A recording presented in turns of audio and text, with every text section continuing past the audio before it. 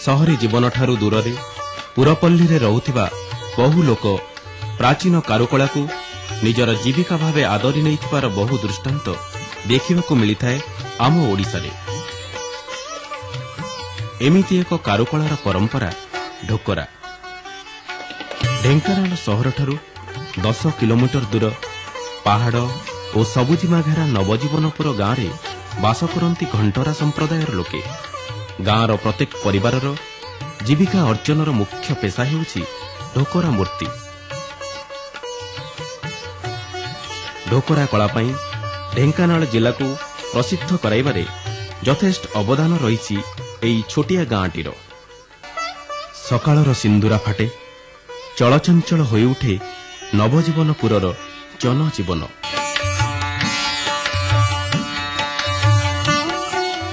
दिक दिक नियारे महम तरले किए महम सूता तैयारी आरंभ कर देइथाय तो आउ किए माटी छांचटी को नियारे पकई भाती मारी चली थाए ता कल्पना को ढोकरारे रूप देवा पाई।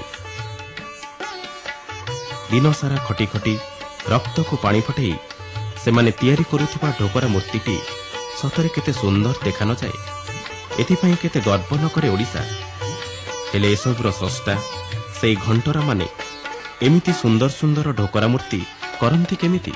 आगे आज्ञा हुंका माटी आसो हुंकार जो माटीटा अणा हम से बाली गंडे दिहब दिखाई चकटा है छांच पड़ो छांचटा 2 दिन खंडे सुखीज। एथिपाई व्यवहृत प्रत्येक जिनिस को एई घंटरा माने प्रथमे जोगाड़ करिथांती।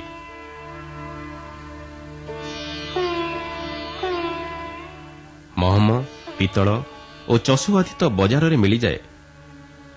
हेले एथिपाई अत्यंत जरूरी हुंका माटी और कसी माटी आदि को निजे बुली बुली संग्रह करने को पड़ी थाए सेमानंकु।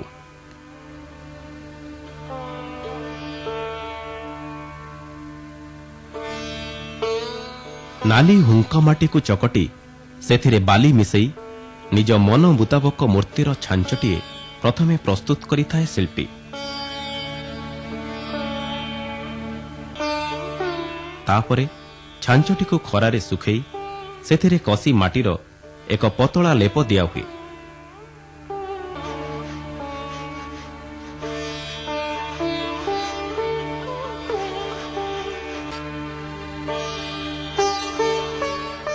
लेप दिया जाउथिबा एही कसी माटी को एक स्वतंत्र प्रणाली रे प्रस्तुत करा जाए। जमीरु आसीथिबा माटी को भल भावरे सुखई गुंड करिबा परे कनारे चलई चिक्कण करा जाए। चिक्कण माटी रे गोबर पानी पकई भल भावे चकटिबा परे ही एहाकु लेप देवा पई व्यवहार करा जाए।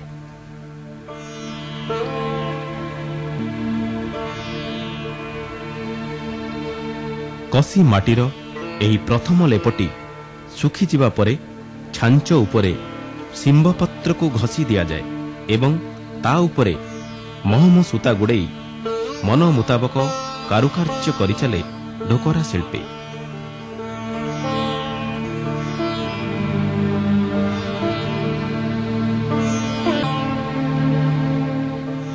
महम सूतारे जो भली कारुकार्य होइथाए अबिकल ताहा ही फुटी उठे ढोकरा मूर्ति उपरे।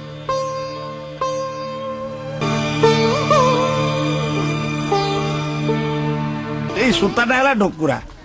ये बड़ बड़ यार लोक मैंने आसिले बहुत बहुत बाटरू केमितिया जिनसटा है केमिति तार जिनसटा गढ़ा है सी आड़ को ये गार गार ये सूतारा को बड़ आश्रमित भाया भावुं।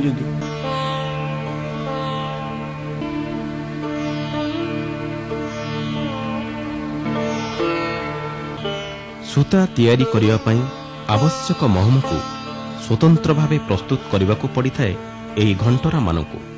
एथिपाई बहु कालरू महुमाछी बसा बा महु फेणारू तैयारी महम को तरले सूता तैयारी करा जाउथला। हेले एबे एही महम दुर्मूल्य और दुर्लभ होई जिबा फलरे महम छुणा एवं पिछु किणी सेथिरे स्वतंत्र महम तैयारी करिथांती एमाने। आग झुणा पकेबू झुणा तड़ी गलाठू पिछु ताकू दबू पिछु तड़ी गलाठू ମହମ ଦେବୁ ଆଉ ମହମ ଦେଇକିନି ପାଣି ହେଇଗଲା ତା ଘାଟିକୁ ପାଗ ହେଇଗଲା ଆଣିକି ଟୋପାଟେ ପକେଇବୁ ଗୋଟେ ତାଟିଆଟାରେ ପାଣି ରଖିକିନି କଷିବୁ କଷିକିନି ତାକୁ ହାତ ଦଳିବୁ ଯେ ଠିକ୍ ଆମର ଏଇ ପାଗଟା ଯେବେ ହେଇଗଲା ଠିକ୍ ଆସିଗଲା ମାନେ ଆଉ କିଛି ଦେବୁନି ସେ କଅଁଳ ହବ କଅଁଳ ହେଇକିନି ବାଲ୍ଟିରେ ଏକରେ ଜଣେ କନା ଧରିକି ଧରିବ ଏକରେ ଏଇ ମଝି ଗଣ୍ଡିଏ କନାକୁ 2 ଜଣ ଟାଣିକି ଧରିବେ ଟାଣିକି ଧରିଲେ ଜଣେ ଓଜାଡ଼ି ଦେଲେ ସେ ମହମଟା ଯାଇକି ପାଣିରେ ପିଠା ଭଳିଆ ବସିକି ଥିବ ଆଉ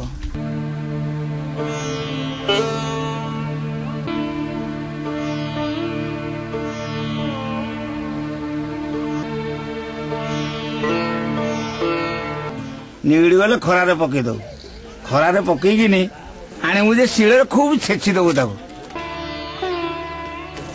ଛେଚିକି ନିଆଁରେ ଦେଖିକି ତାର ପାଗଟା କରିବୁ କରିକି ଜନ୍ତାରେ ଭର୍ତ୍ତି କରିକି ଏମିତି ଯାବିବୁ ଯେ ତାରରା ବାହାରିବ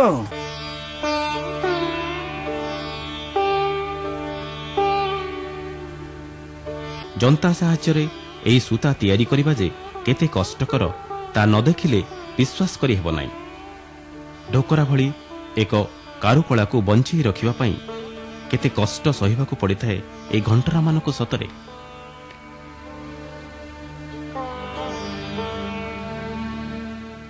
ମହମ ସୂତାର କାରୁକାର୍ଯ୍ୟ କରି ତା ଉପରେ ପୁଣି ଥରେ କଷି ମାଟି ଲେପି ଦିଏ ଢୋକରା ଶିଳ୍ପୀ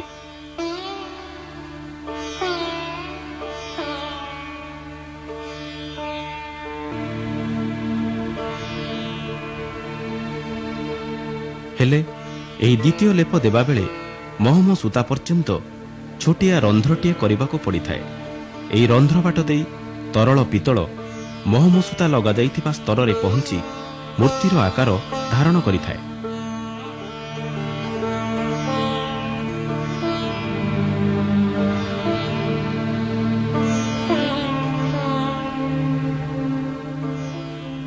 କଷି ମାଟିର ଦ୍ୱିତୀୟ ଲେପ ଶୁଖିଯିବା ପରେ ନାଲି ହୁଙ୍କା ମାଟି ଏବଂ ଚଷୁକୁ ଏକତ୍ର ଚକଟି ଏକ କୁଇ ପ୍ରସ୍ତୁତ କରାଯାଏ ଏବଂ ସେହି କୁଇ ଭିତରେ ଛାଞ୍ଚକୁ ରଖାଯାଏ କୁଇ ଶୁଖିଯିବ ଗୋଟାଏ ଦିନ ପରେ ଶୁଖିଲା ପରେ ତାକୁ ନିଆଁରେ ପୋଡ଼ିବ ଆଉ ଛାଞ୍ଚର ରନ୍ଧ୍ର ମୁହଁରେ ପିତ୍ତଳ ଖଣ୍ଡକୁ ରଖି କୁଇର ମୁହଁକୁ ବନ୍ଦ କରି ଦିଆଯାଏ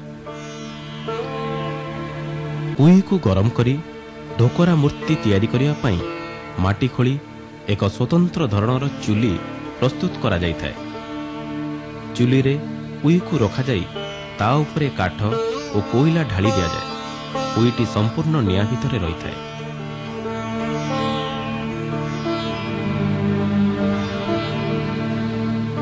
ଚୁଲିର ପଛପଟୁ ଭାତି ମାରି ନିଆଁ ଜଳାଯାଏ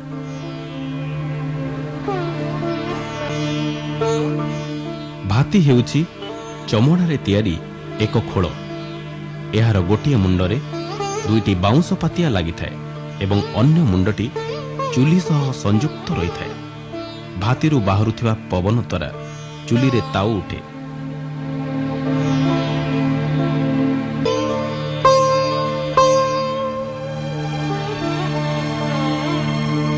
ପିତ୍ତଳ ତରଳି ଯିବା ପରେ କୁଇଟିକୁ ଚୁଲିରୁ କାଢ଼ି ନିଆଯାଏ ଏବଂ ଥଣ୍ଡା କରାଯାଏ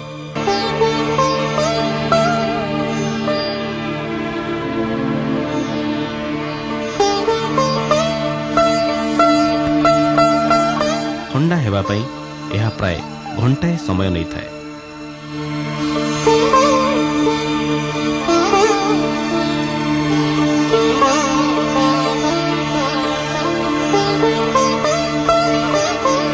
ପରିଶେଷରେ ମିଳେ ଢୋକରା ଶିଳ୍ପୀର ପରିଶ୍ରମର ଫଳ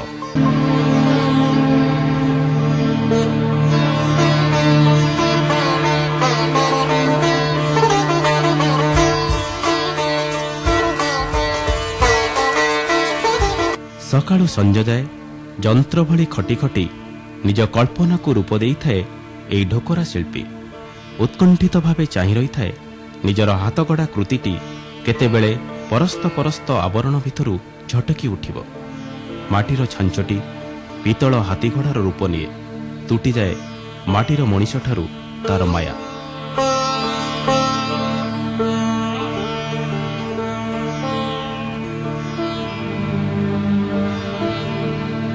ସେଇଠୁ ଆରମ୍ଭ ହୁଏ ସାହୁକାରର ମାଲିକାନା।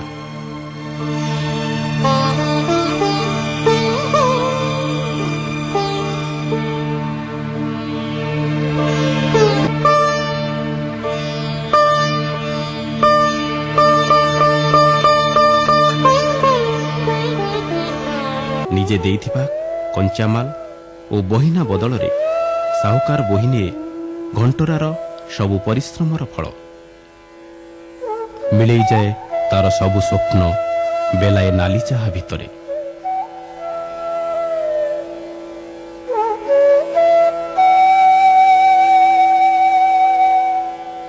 ଦେବକୀର ଯନ୍ତ୍ରଣା ସହେ ସେ, କିନ୍ତୁ ଯଶୋଦାର ଆନନ୍ଦ ଜୁଟେ ନା ତା ଭାଗ୍ୟରେ।